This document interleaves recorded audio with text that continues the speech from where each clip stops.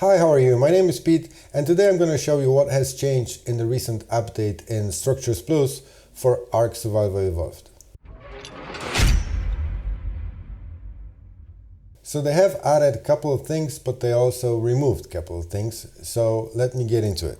So the first thing they added is a floating foundation. And basically, from my understanding is any foundation now works as a floating foundation. So I have the metal foundation, normal S plus metal foundation here. And as you can see, I can place it anywhere up in the sky, which obviously opens up a lot of new creative builds in ARK. Another thing they added, which I can't get it to work for some reason, is a tech floating foundation, which is a little bit different because as you can see by the description here, it's supposed to snap to the water surface and only water surface.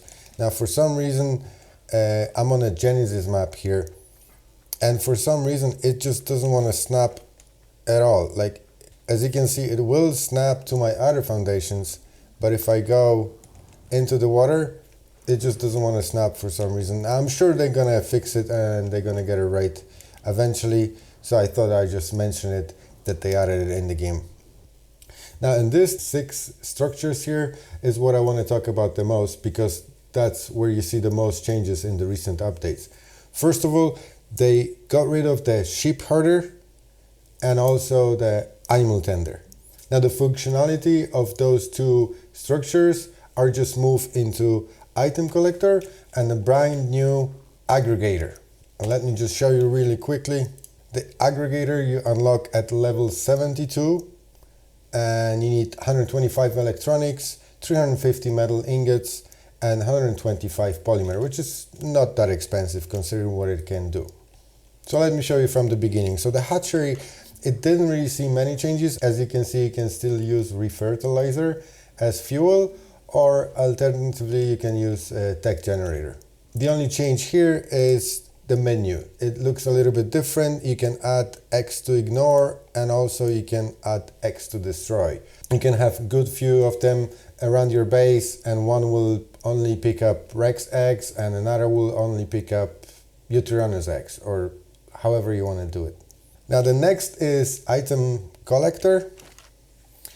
Now here we'll see couple of changes. So first of all, the menu is different, and the collection options. As you can see, now you can collect the things that used to be only collected by a sheep herder and animal tender, which is the reason why they got rid of that.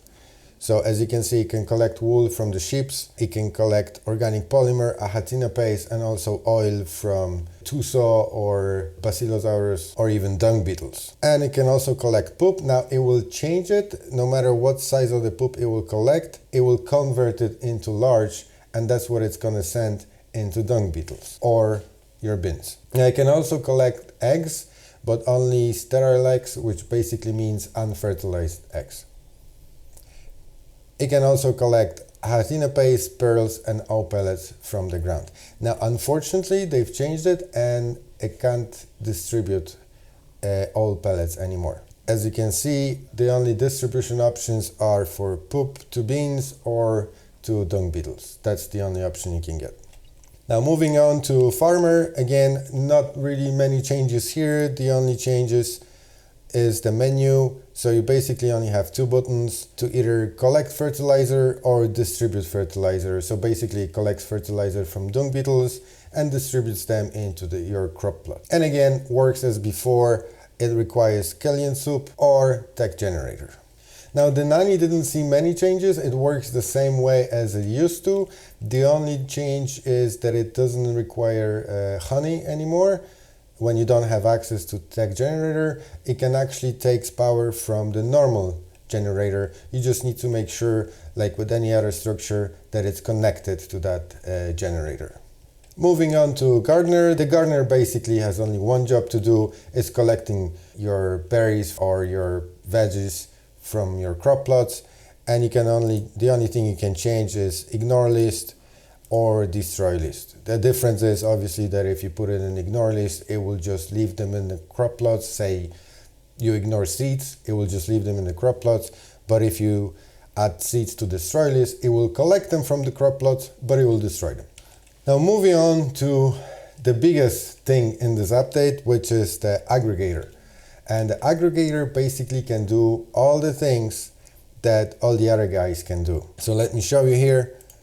If I go to collection options, we have that new nice menu.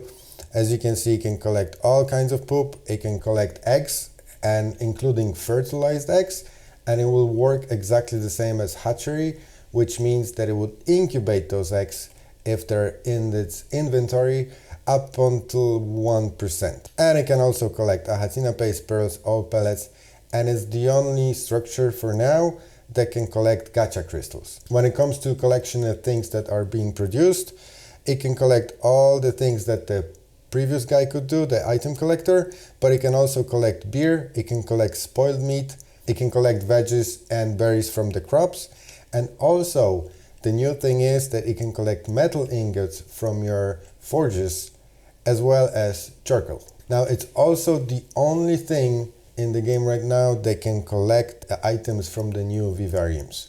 I will get into that later, but you need to know that if you want to have Vivariums and you want to collect different things from them, that's the only structure that can collect from there.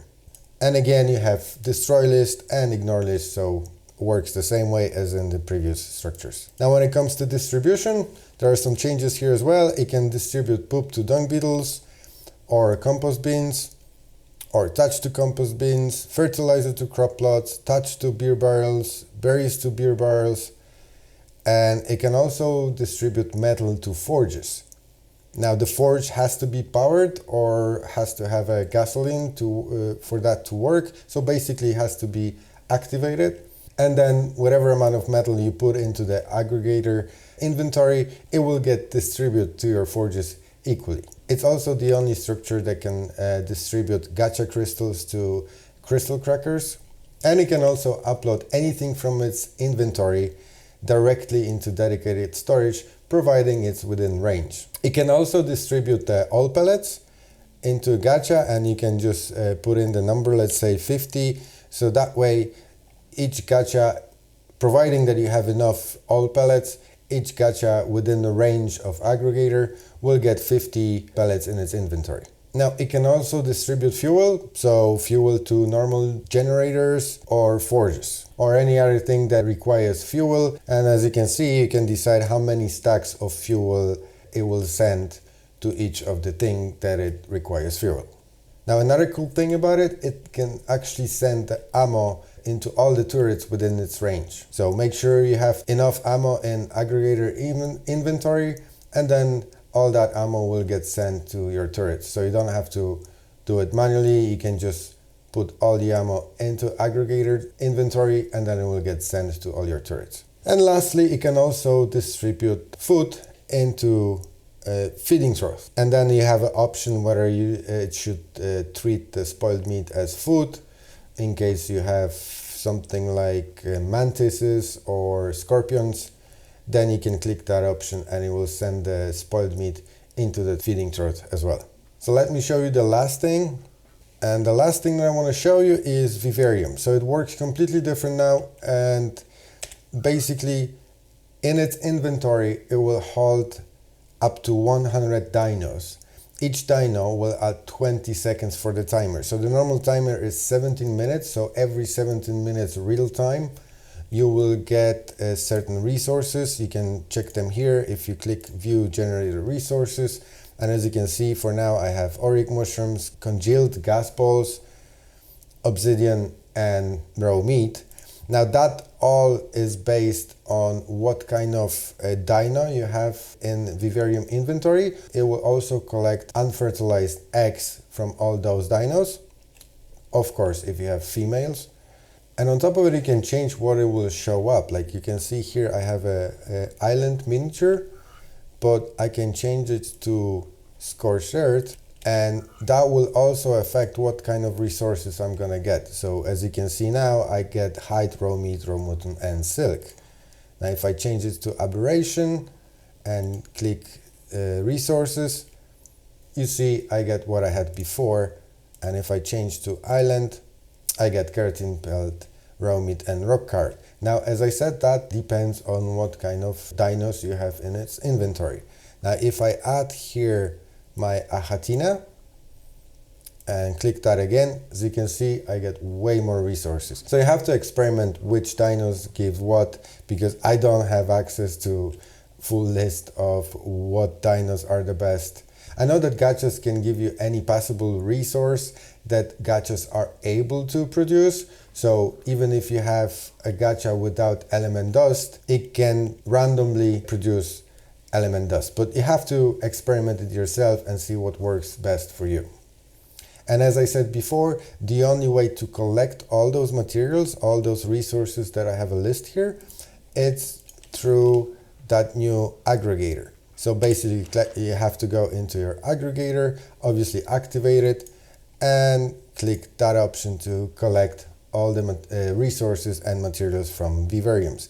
Now, if some of the resources, like let's say height, will get here, and then you have upload to dedicated storage option marked, basically it will show up here for a second and it will automatically get sent to your dedicated storage. And one last thing I want to say is that you can actually change the look of Aggregator. If for some reason you don't like it, all you need is a Thermis. So you can grab it from any dyno and drag and drop it here, and there you go, you have a little T-Rex, and that still acts as your aggregator. So if for whatever reason you don't like the look of the aggregator, you can change it into any dyno you have access to. So I hope you find this video useful. If you did, please leave a like and consider subscribing, and I'll see you in the next one. Thank you.